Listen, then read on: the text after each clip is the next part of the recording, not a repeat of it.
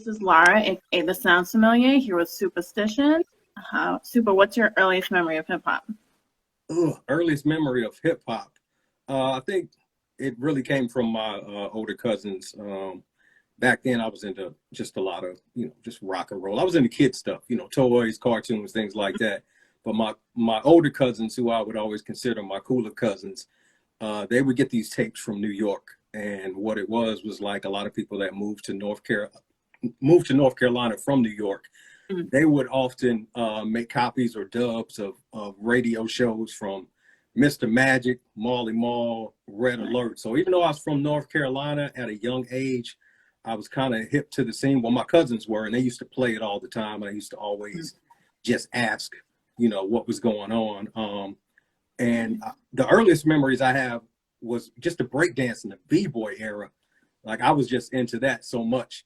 Of course I used to see, I used to try to break dance, not like I was the greatest dancer at all, but, I used to always watch the breakdance movies, Breaking, Beat Street. Even I remember The Pilot. A lot of people don't remember that.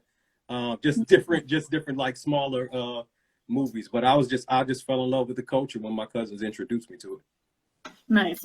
So speaking of your cousins, their influence on your style back in the day, one specific instance when you all decided to record a rap song over a Dougie Fresh instrumental when you were 9 years old, had you been writing already before then, maybe in school, even if it wasn't necessarily a rhyme? I mean, probably. I mean, in school they had you writing poems and haikus and things like that, but I never thought about writing a song or anything like that. I was more into art back then. So, I would try to dabble in just writing graffiti on paper, notebooks, whatever I could. Like I said, just the b-boying and breakdancing. Prior to my cousins, introducing me to it, I really didn't have a lot of exposure. Well, it seemed like something difficult to do, Right. So it's not as easy, as people see it now, because back then you would see a rapper as kind of like a novelty. It was almost like somebody juggling fire. Like, how does he do that? Right. And because a lot of guys back then were really good. Like, it seems like everybody was good back then. So it's not like now where somebody sees a rapper and says, "Oh, I can do that." It's not as simple as what it used to be. So. Right. Not everyone has that skill set now, apparently. Right, exactly. Are there records you remember playing in your home in Greenville that made an impact on you as a child? Yeah, tons of them. Just the entire era. I used to listen to a lot of the popular artists, Run DMC, Fat Boys, Eric B. and Rakim, but I was also into those obscure artists like the Skinny Boys, Dred Scott, Trends, Madcap, Hard to Obtain. Like, I would literally go in a record store and just buy any hip hop album that I could find. I would be able to look at the cover, the song titles, the label that it was on, and just buy it. And, for the most part, I was 90% pretty good at it. I do remember one instance where I was waiting on the Mobb Deep album, and I knew their name was Havoc and Prodigy. And so I went in the record store and I saw it, and it said Havoc and Prodigy on the front. And I was like, oh, this got to be Mobb Deep. I got it home, and it was the guys from South Central Cartel. I was like, what the fuck is this? So they had the same names, but yeah. Was it good still? Say what now? Was it still good though? It was good. It wasn't what I was expecting. It was right. some dope West Coast. I think it was like some gangster shit. So where did you draw inspiration at such a young age? Just like I said, just listening to a lot of tapes that my cousins had.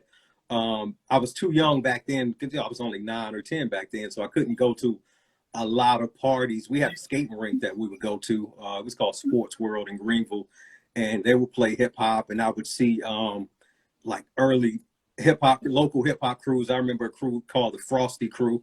They used to have their names on their jackets, and I just thought it was just the coolest thing ever, And just like a lot of other kids, I'd rush home from school every day to watch OMTV Raps or Rap City.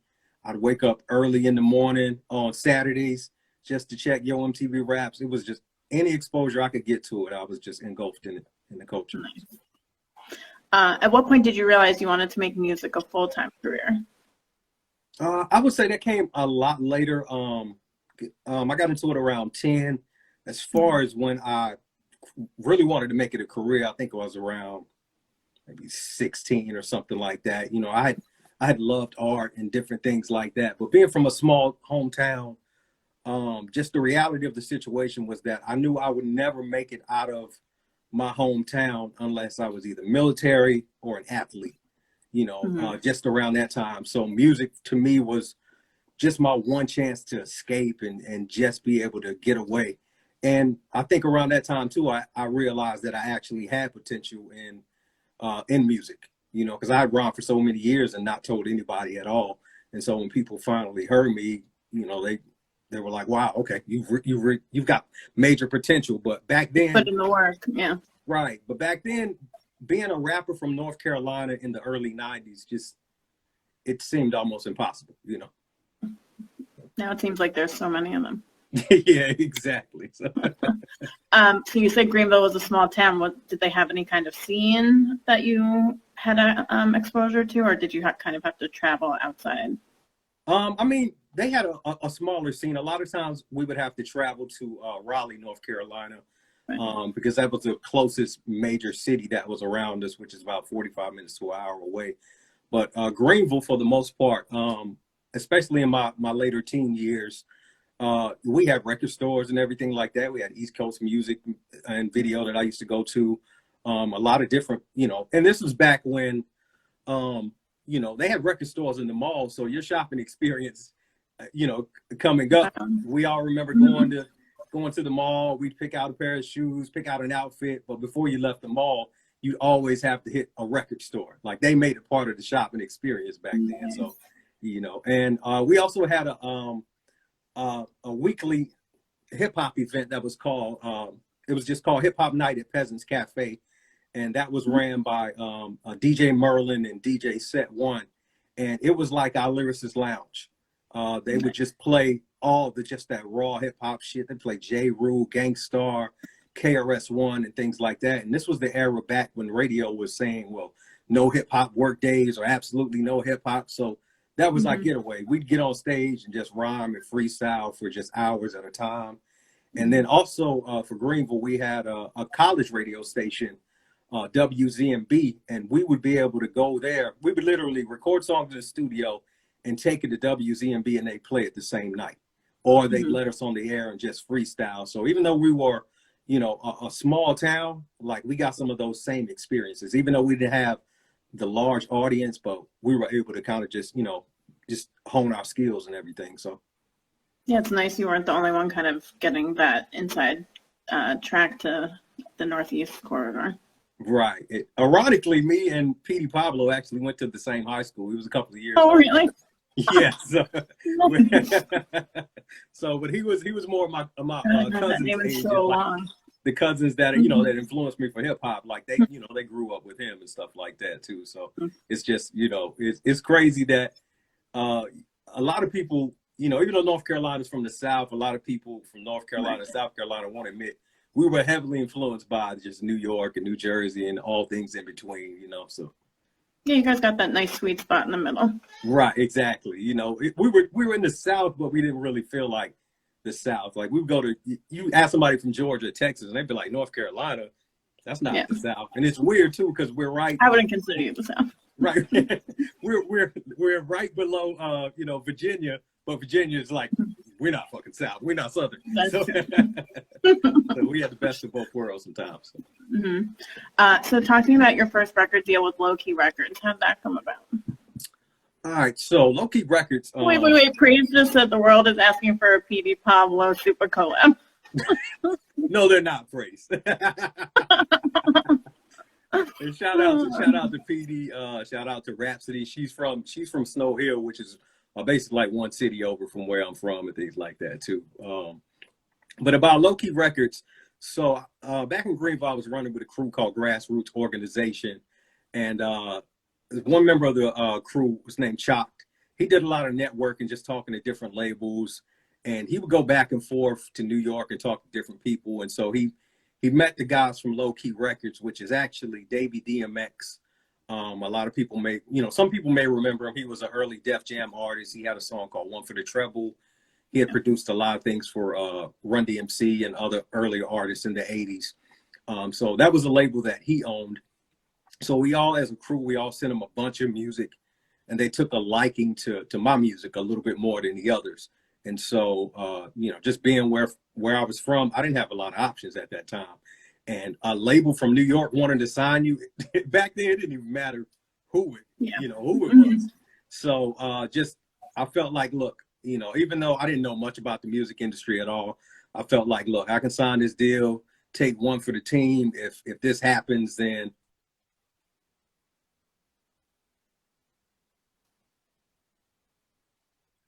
and you know, as far as just the contract, you know, I've said on multiple occasions, this is one of my first contracts and probably one of the worst ones I signed. I didn't know anything about it. It was like 5-album deal. They owned my. They knew how to get you.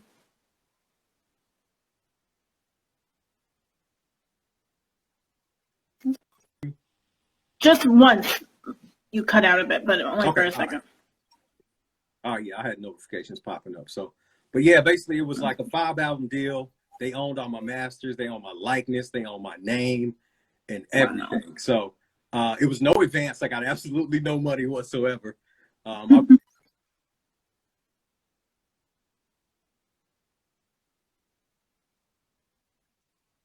had at that time. One of my earliest producers that I worked with in that situation was C4. He produced Akinelli's "Put It in Your Mouth," so we did some work together back around that time. Okay. So you know, I have a little history with some people from Queens and Laurelton and things like that. So you know, but it just was a situation that they didn't know what to do with me. I was from the South. I didn't rhyme like I was from the South. Around that time, Outkast and the Dungeon Family had just came out, so they didn't know what to do with me. But so they had this crazy idea that they were going to take all the artists on the label and put them into a group, and I was completely against that.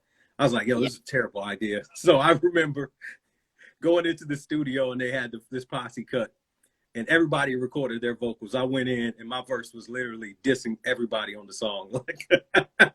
So, you know, yeah, that complicated the situation, but I wanted out of that deal so bad. And that's you know, smart. I had to wait multiple years to get out of it until I finally got released from it. So I feel like there are so many horror stories about first record deals. There are. And I remember, you know, we didn't have a lot of per se entertainment lawyers in Greenville. So I remember taking it to a sports attorney because Greenville is, you know, like a college town and things like that. And I remember paying him like $150. He read over the contract in like 10 minutes and just said, oh, it's a standard contract. And I was like, that's it? It was like, yeah. So I ended up signing it. Worst thing I could have done at that time, you know. So first contracts are pretty bad. So. Yeah. So how soon after did you start working on your debut album, 7 Years of Bad Luck? I started working on that probably about 2-3 years after that. Like I said, they owned my likeness and my name. So even if I worked on music, I couldn't put anything out. I actually had to change my name to Supastition because that was, you know, one of the only ways that I could probably, you know, release music. So it was about 2-3 years after that. I was living in Fayetteville, North Carolina. And the album, the 7 Years of Bad Luck that I started working on around that time is actually not the same version that was released to retail stores. This one had different producers and things like that. And so, you know, that's when I started working on a couple of years after that. Was the album meant to serve as an escape from your situation or more of a personal introspective kind of introduction to your intended audience? Just be honest, I was rapping about what I was going through at that time. You know, I was at a very desperate kind of a point release. in my life. Very desperate point in my life. You know, first record label situation didn't work out. I was living in a town, couldn't find a job. It was just, you know, I had gotten married, my first marriage, and then gotten a divorce. You know, I had a daughter at, you know, 16, and so it was a lot going on. Before my debut album, I had so many things going on that when I finally got a chance to write my first album, I was literally venting all my frustrations, you know, and it was rare for somebody on their first album to come out and tell people how crooked record labels were and not to deal with them and things like that. You know, the good thing I will say about, you know, that, you know, my 7 Years of Bad Luck deal was I learned from that first album, that first situation, never to give your masters away. So, you know, when I went into that deal, it was more of a licensing deal, 50-50. You know, I had the right to work with who I wanted. At that time, I also had a deal with Rasco of Cali Agents, and we had a single deal that we were working on. You know, so I put out a single there. That was the I think it was called Broke Man's Anthem and Battle Cry. I was working on that like simultaneously at the same time. The funny thing about that was that you know, I was working with different producers, and I actually got an advance to work on. I got more from my single deal with Rasco than I did from my album deal with with Oh, Fresh well. Chest for 7 Years of Bad Luck. So Well, at least you had multiple things going on at one time. yeah, that's one thing I learned. I always tell people that those years of me being stuck in a bad contract, it's kind of like when someone goes to jail and immediately they know the law, they start reading all these books. Yeah. That's how I was with music industry books. I came out of that situation. I probably could have been an entertainment lawyer at that point. I knew so much about the game. So I don't doubt it. So you taught yourself production around that time too. What were some of the machines that you taught yourself on? so back then, I started out making beats on the Ensoniq ASRX, and that is kind of like the cousin of the more popular ASR10. The ASR10, what most people know, it has a keyboard sampler, but back then it was really expensive. So I bought the Ensoniq ASRX, which was a cheaper version. I only know a few people that used it at that time. Myself, my man Jay Sinai, which is one of my best friends. He kind of convinced me to buy it because I saw everything that him and his homeboy Untamed was doing. So, you know, I just spent a little money on that and just taught myself how to make beats. Anything that I needed to learn, I reached out to Jay Sinai and we just started, you know, making beats. And that was back then. I took some years off. I actually stopped making beats when I met M Phases and Ill Mind, and I started working with you know, people like that.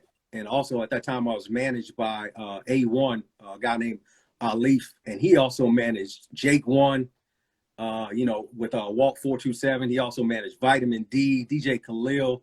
So you can imagine at that time, me over here trying to make my little beats, but having access to some of those producers. I kindly put the beat machine away, put it in the box, and it didn't never come back out for a couple of years. But right now, you know, I'm using the Native Instruments machine MK3. So Nice. Buzz Crates is asking if you had the black or the red. say what now?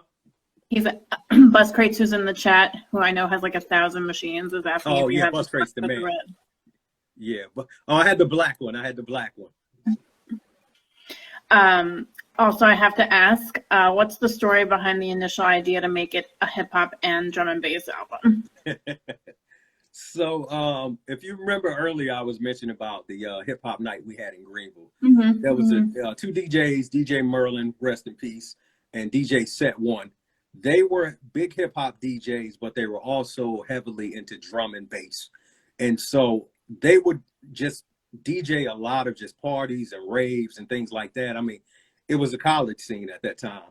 So I would just go up and kind of just host their shows a lot of time and then just started rhyming over it and things like that. So we started doing more shows and I started getting a little bit more into drum and bass. I used to like it because that's the two things that I love about hip hop beats are drums and bass. But, you know, I liked it more, the aggressive stuff, not really like a lot of the ambient shit and things like that. Mm-hmm. So DJ Merlin was actually supposed to produce a bulk of 7 Years of Bad Luck. And also Fresh Chest Records, who I was working with, the co-owner JL, he was becoming a pretty popular drum and bass producer. He had done some drum and bass remixes of Raucous Records and things like that. So I remember the original demo that I sent him. It had some hip hop and drum and bass, and they originally wanted to make it, you know, hip hop and drum and bass album as well.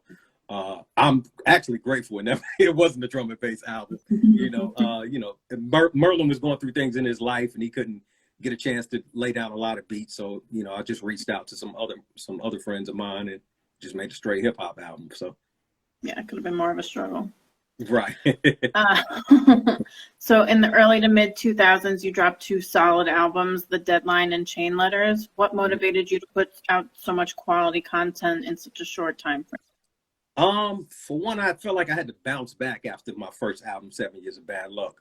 You know, I just remember a lot of the reviews were saying the production was weak and people didn't like the production or it didn't meet my potential.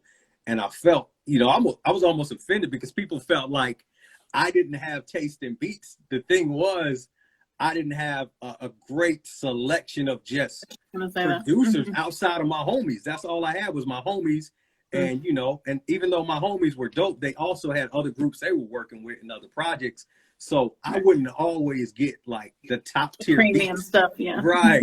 So, but then around the time when I started working on Chain Letters, I signed with Soul Spasm Records, who also, they did a event called Beat Society.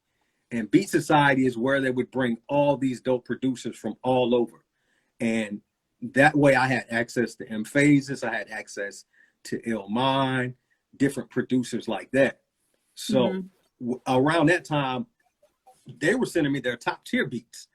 So I was in heaven, I was just cranking out just song after song. I know my man Maverick, he used to record, he recorded both of those albums, and I used to be at his apartment.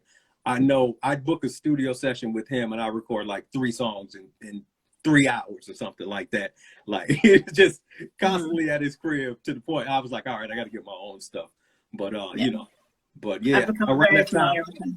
Oh, okay, yeah. Maverick is really dope, and we had also myself, Illmind, Moonshine, D Minor. We'd also formed a crew called Wax Reform, which was mostly producers, but the 2 MCs were myself and Emilio Rojas. And so I just started putting in work.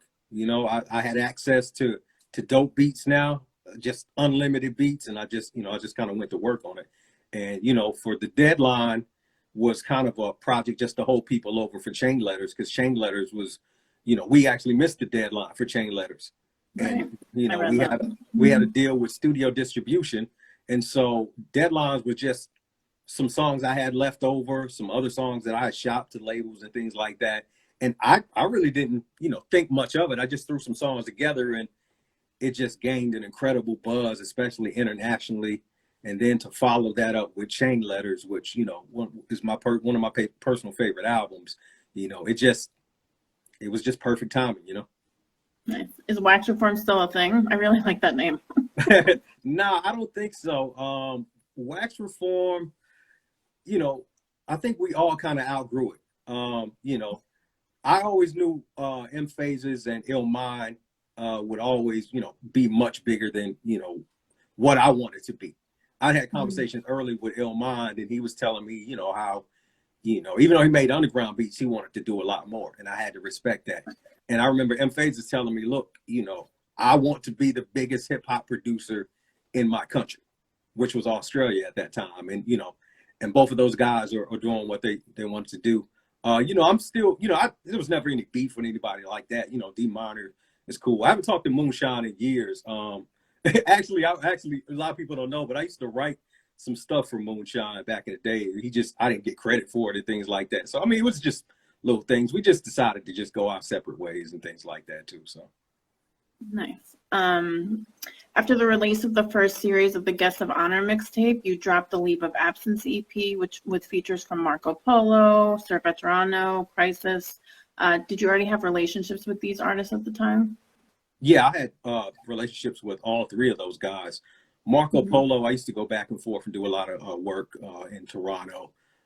We also had a lot of mutual friends, including Pumpkinhead. Marco back then was just a huge fan of my music.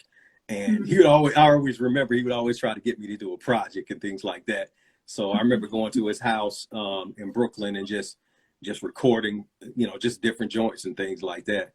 As far as Veterano, I met Veterano through some mutual friends that we had in Cali, Mushmouth and Slow Mo, and they had a group with Illmind. So that was the connection that we made. And of course, Crisis I knew from, Big Doe, Little Brother, and Justice League and things like that. We're all from North Carolina. So, but yeah, I had relationships with all those people prior to that. Nice.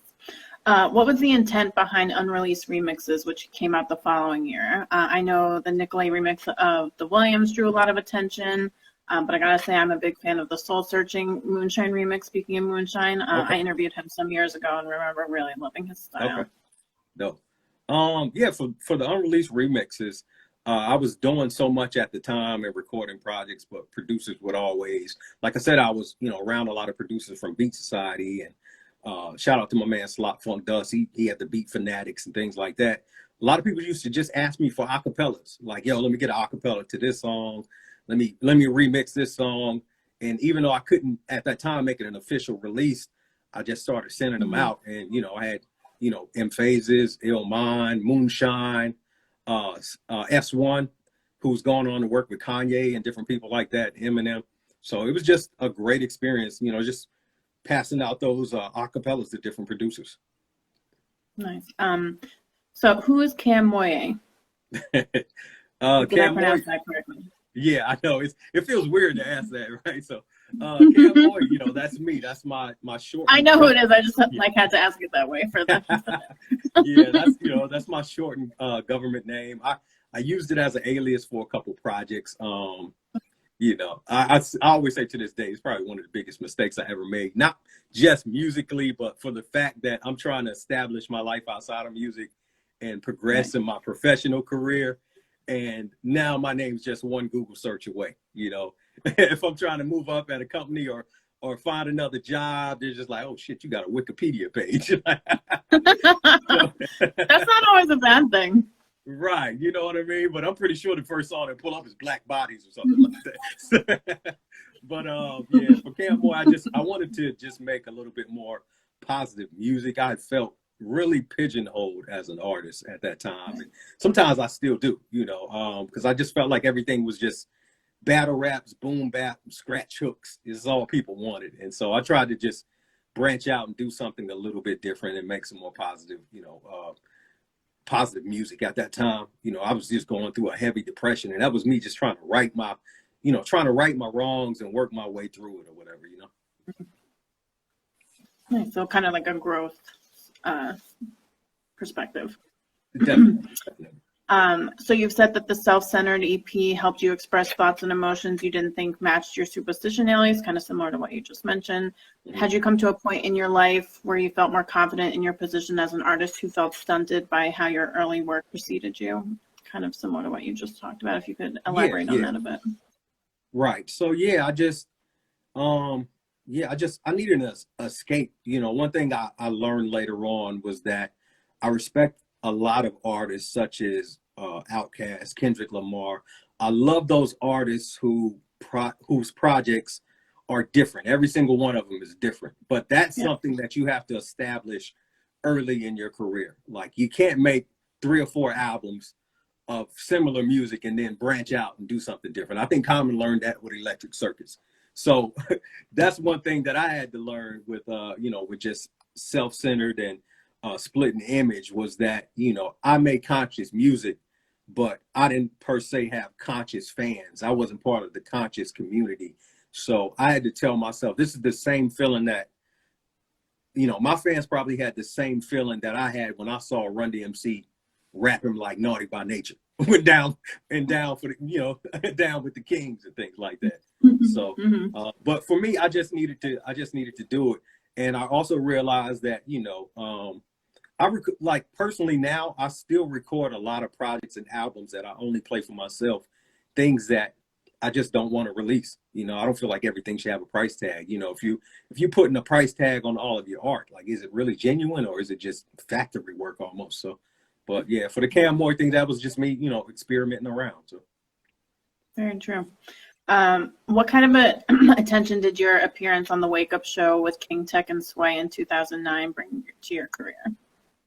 Man, I like that. To me, that was a big record.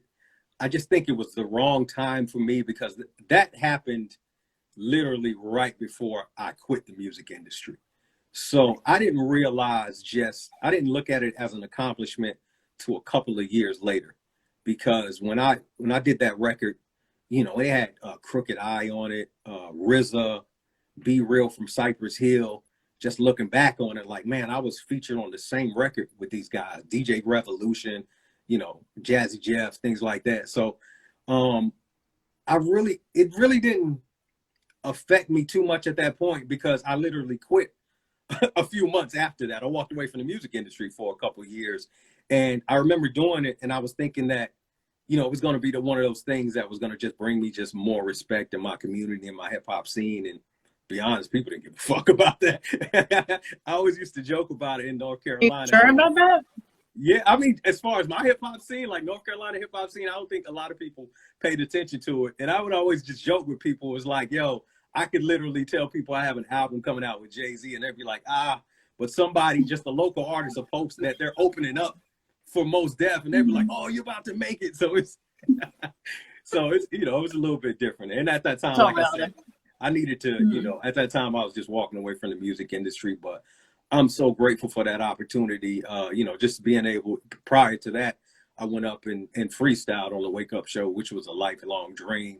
I also did just a couple of, just radio intros for him and things like that. And then King Tech reached out and, put me on the Wake Up Show anthem. And like I said, that was a dream. I owned all those Wake Up Show anthem freestyles. I used to, back when the internet was dial up, I used to just listen and download those as well too. So, but shout out to, Sway, King Tech, DJ Revolution, man. Can I ask what led to your departure from music for a while?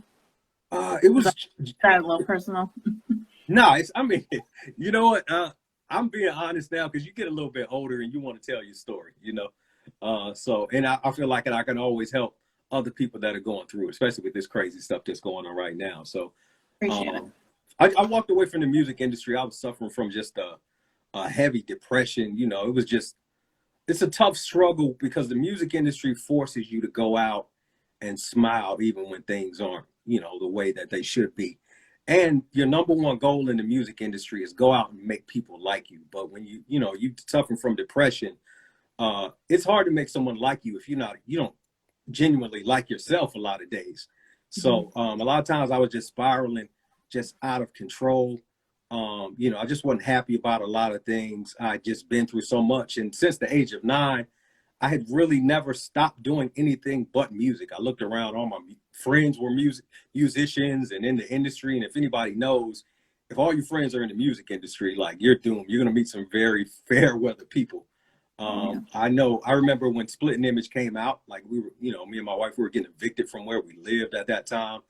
And I think it was 2 things that really did it for me. One day I woke up and I literally saw my entire just discography on a blog for free. And it's just like, wow, and then I remember just going through a tough time. Someone in the music industry, I won't even say their name, they called me while I was just having a really tough time. And, I just vented on the phone, just told them, look, I've just been depressed, going through a lot of things, this and that. And I remember at the end, it was just like, I'll pray for you, but I need this feature from you if you do it in like 2 weeks or so. And I was just like, at that point, I typed up some shit online. And my wife had already knew. She was like, whatever you wanted to do. And I was just like, yo, fuck this music industry. It's like, I don't want to be a part of this shit anymore, So, and I had to leave just for my own sanity and just to get you just learn to love things outside of music. Music has always been number one for me, Well, I don't fault you at all. That's not cool, to put it lightly. So fast forward some years to 2013 and the release of the Blackboard EP, which you released as a thank you to your fans for sticking with you. What brought you back? For that one, so just shortly prior to that, I had still been writing just a little bit while I was away from the music industry. I had worked on a concept album with Stoop of Jedi Mind Tricks. And, we're just sending songs back and forth. It was kind of a weird situation. He would send me like a 4-bar loop with no drums and things like that. And he'd complete an entire song. And, we did almost entire album. I hadn't even heard it. Then when I heard the album, I was like, yeah, this is cool. But I still felt like it was still music industry-ish, and I wanted to do something. I was like, look, I have to if I'm going to come back to music, I have to find my own lane and do this by my own terms. So I started reaching out to just a lot of producers that I had been cool with over those years, Sir Veterano, Marco Polo, just different people. And they started sending me, beats, because a lot of those guys would send me stuff just to check out. And, they'd send me beats and be like, look, I know you're not rapping, but just listen to it and let me know what you think. So I started just reaching out to people, and a lot of people were, just kind of ecstatic that I was coming back. I reached out to M Phases. I hadn't talked to him since I had quit music. The last email I gotten from him was like, I heard you had quit music, and I don't know if it was guilt from him or what, but he was just like, I didn't know what to say, but I understood. So, I reached out to him, and we had a song that we had recorded prior to me leaving the music industry, which was Indestructible. And he was like, yeah, you can have that beat. It's all yours, and do what you want. So, Blackboard was just one of those. It was that comeback project for me. And, shout out to those guys, man. Shout out to Marco Polo. We did the Yada Yada song, and it just it lit up from there. So nice. So your collaborations with in-house producer Praise, who I think is in the chat still, on Gold Standard are just that, gold. How did that partnership come together? Well, I initially heard about Praise through my man Proverb the Wise. Rest in peace to that brother. He would, we would always stay in touch, and he would try to put me on a different artists, different producers. And, and I remember him mentioning, hey, there's a guy Praise that you should really check out. His beats are dope. And he sent me a SoundCloud link. And I didn't check it at that time. I was like, oh, here's another fucking SoundCloud producer, man. Like, so I tell you, when I finally clicked that link, I was like, yo, this brother is incredible. The thing I liked about Praise Beats, it had everything that I loved about production and that I look for is the drums. The drums got a knock, this, chop of the samples, the bass lines, like everything. And then just ironically, Praise was also being managed by Big Doe, who was my manager prior to leaving the music industry. And he was the connection to me and Little Brother and all those. Me and Doe go back to like the early 90s and things like that. So, it just made sense. And Praise sent me a couple beats. You know what I'm saying? I recorded a couple and sent him back, and we just had great chemistry. It was easy to work with. He's just down to earth, super humble guy. And, we haven't stopped working since then. And, the Gold Standard is one of my favorites, man. One of my personal favorites. That's like one of the albums that I wanted to make, from beginning to end. There was nobody, no labels stepping in, trying to change anything. There was no producers like BSing me around. It was amazing, man. A lot of the tracks on the record come across as a nod to the classic golden era sound, like In Crowd with Ken Starr and The Day After. What is the message behind the Gold Standard title? So for the Gold Standard, kind of the concept behind it was, at that time, I felt like a lot of artists and producers, they were making a lot of claims that had nothing to back it. Like everybody was saying they're the greatest of all time, they're legends. Every beatmaker was a super producer. It wasn't backed by anything. So I looked at it kind of like the Gold Standard with money. At one point, money had gold to back it. And you couldn't just, you just couldn't just have money, had to have something to back it. And so I felt like for the Gold Standard, like, look, I put in the work, I put in the catalog. I feel like I'm one of the illest, and I have something to back it. So that's really what the Gold Standard, that's the concept behind that record. So. Nice. You took a few years off before releasing the Sacrifice EP, which couldn't have been given a more appropriate title. Had you already started working on the album before your wife was diagnosed with breast cancer? Yeah, I completed most of the album prior to that, because I started working on that project right after I came off a tour 2015 with Blueprint. I started working on it, and then I reached out to the producer Knots reached out to me to do a project. And so after I finished the project with Knots, I started working on my own, and Sacrifice EP was more just a personal project that, like I said, I got projects that I always just, I record for myself and play in my car.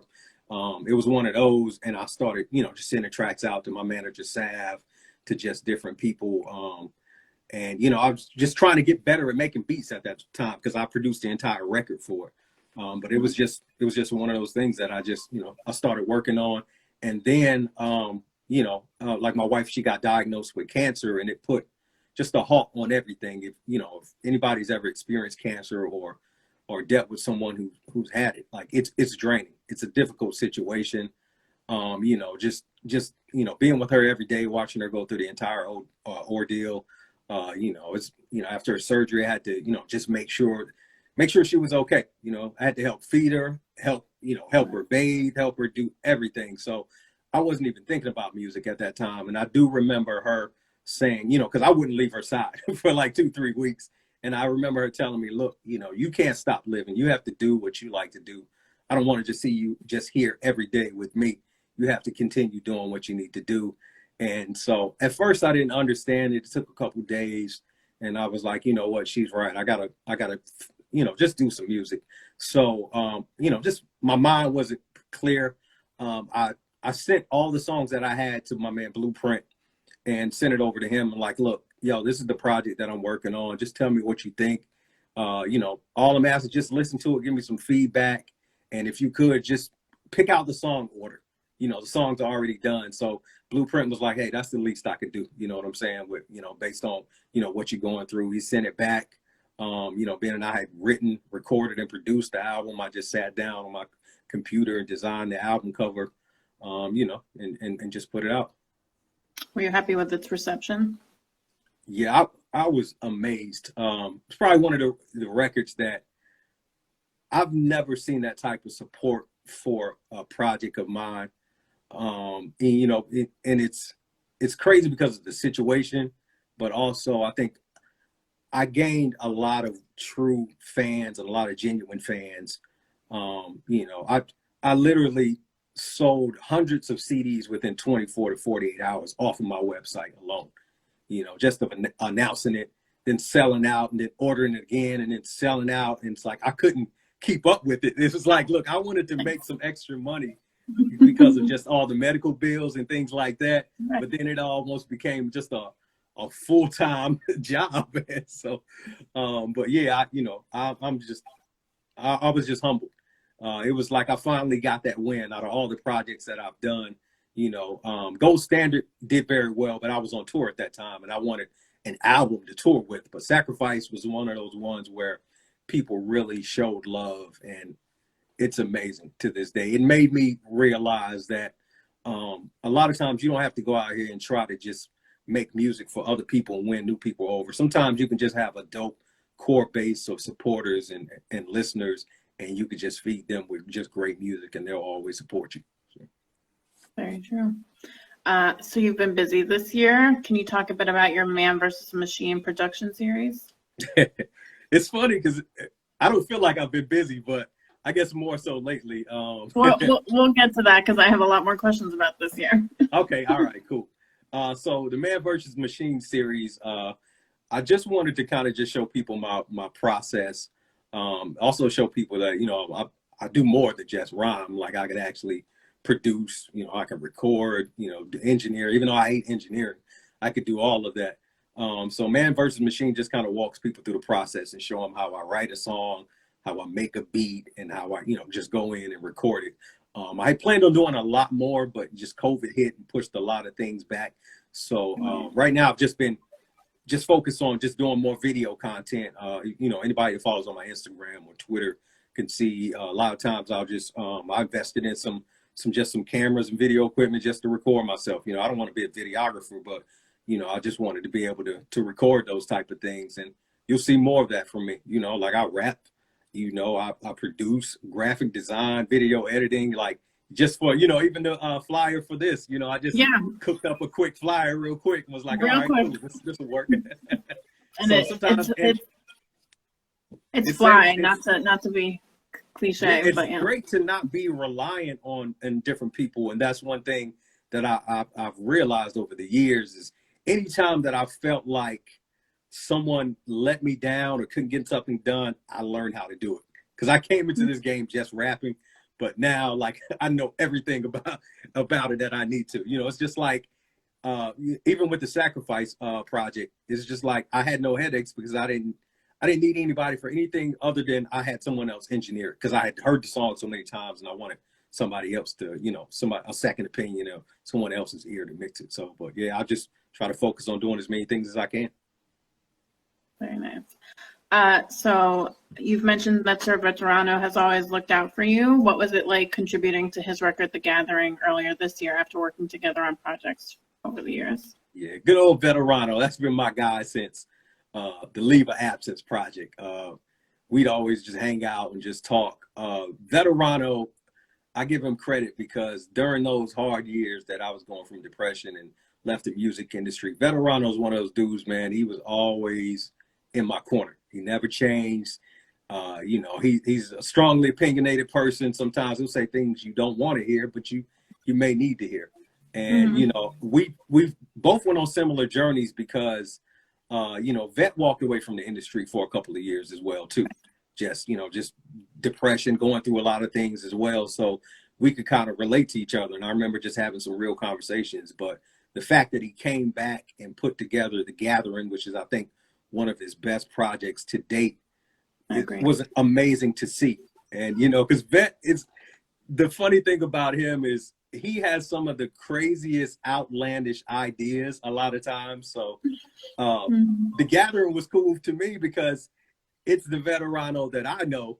But, prior to that, he had reached out to me. He had a album where he was literally, he was talking about being in love with a female robot. All right. And so he reached out to me. He reached out to me like, hey, Cam, let me tell you this concept. Now, just hear me out. And he's just telling me about, being in love with a robot. And he was like, well, I got this song I want you to be on. It's called Take Off Your Clothes. I was like, what the fuck is this? Like, but that's my man. That's my homeboy. So only Veterano. And he knows that, which is why he asked you. Yeah. And he knew I couldn't say no, but that's the homie. I will forever support Veterano. I'm always very grateful and just loyal to people that have been there for me in just my times of need and my, my ups and downs. So shout out to that brother. I was actually going to wear the Gathering shirt today. So, but shout out to Vet and, fresh y'all. He's a good one. Yeah. So you've worked with so many incredible MCs and producers over the years. Are there others that you hope to collaborate with in the not too distant future? For me, I don't even really look at it like that no more. I used to have just a bucket list of artists and producers that I wanted to work with. For the most part, it almost feels, just it's humbling to say, but I've worked with a lot of the people that I've wanted to work with over the years. All those people that a lot of those guys that I used to just watch sitting in my mama's living room, just KRS-One, different people like that.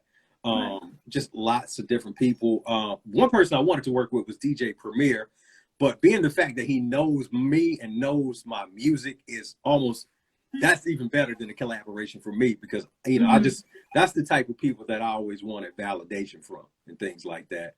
And even though, the pandemic's been going on, I've just been working behind the scenes with a lot of just some of my favorite MCs and producers that, I don't try to name drop and all that. I feel like when you put them out there, a lot of times it can spoil it, but yeah, just over these past 8 or 9 months or so, I've been putting in a lot of work. So when people see some of just the features I've done and some of the people that I'm working with, they're going to be like, wow, okay, it's official.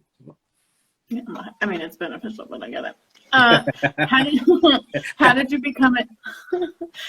become involved in the book, The 10 Traits of Successful Hip Hop Artists? So for that one, like I said, I had went on a tour with Blueprint. He took me on one of my biggest tours ever, 60 cities. So after that, you come off a tour, you're either gonna be best friends or you're gonna hate somebody. Luckily for us, we became very close friends just from that tour and just kind of, just discussing different things on that tour. He'd always said how much he had admired my story. And one of the reasons why he took me on that tour was because he felt like nobody had really ever given me a true shot. He was just like, you should have been on tour years ago. And, I traveled around the world, but for the most part, I had never done an official US tour. Like I've done European tours and tours in Australia and Canada, all these different places. And I'd never really done a US tour. And he looked out for me. And I remember one day he called me and he was like, hey, I'm writing a book. He didn't tell me what it was about. And he said, I just want to ask you some questions. And so he just asked me the questions that are in the book, the 10 traits of a hip hop artist, successful hip hop artist. And I was honored to just have that type of recognition, because he's seen kind of just my struggle in the industry. I met Blueprint back in 2002, 2003 when I was just a guy. And back then I lived in Charlotte, and I would just go to local hip hop shows. Anybody that came to town, I'd be at the show. And I remember going up to Blueprint, like introducing myself, like, hey, I love your music. It was Blueprint, Logic, and DJ Prism. And I remember telling them how much I loved their music, and I was like, yo, I'm Superstition. They're like, Superstition?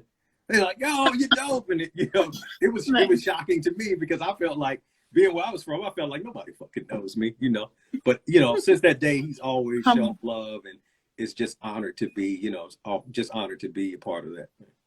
Yeah, a friend of mine down in South Florida, he stays with him when he plays there.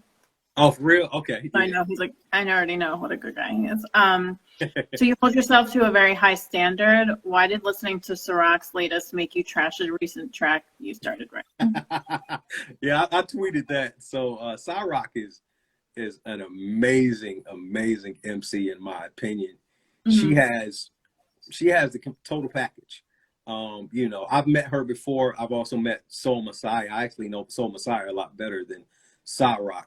And just from the first time I've ever heard her, it's just one of those things as an MC, like, we get content, but there's certain MCs that you listen to that'll make you rewrite a song, and I'm not afraid to say that. You got people like Ciroc, you got Black Thought, Royce, just, Brother Ali, different people like that. You just hear them on a song and you're just like, I got to rewrite this shit. It's just, even though I hold myself to a certain standard, you hear people like that and you can say, all right, I could do a little bit better. But I think that's just me being a hip hop fan at heart, I like that you know that about yourself. And, one of the craziest incidents I always talk about is that you have to do that because you never know who's going to actually be on the song with you. I remember doing a feature for somebody, for DJ KO, and I'd done like multiple features for them. They hadn't came out yet. So I was like, all right, I'm giving this verse. This is the last verse, So I just wrote a quick rhyme. Next thing I know, that song ended up with Royce and Elzai on it. And I'm like, oh shit, like I need to redo my verse. So ever since then, I try to just go hard, when it comes to just rhyming, because you just never know who's going to be on the track, especially for a feature. Very nice. So you shared a post on here just over a week ago that the album release party for your debut record featured a performance from Little Brother, who you mentioned before. Any chance we'll see a collaboration between you and Fonte and rapper Big Pooh in the not too distant future? Oh, definitely. Actually, Pooh is on the upcoming Speaker Bullies album I have with Praise as well. Nice. And Big Doe, who manages them, he's actually, he was one of the masterminds behind the Speaker Bullies project, just with the name and concept and things like that.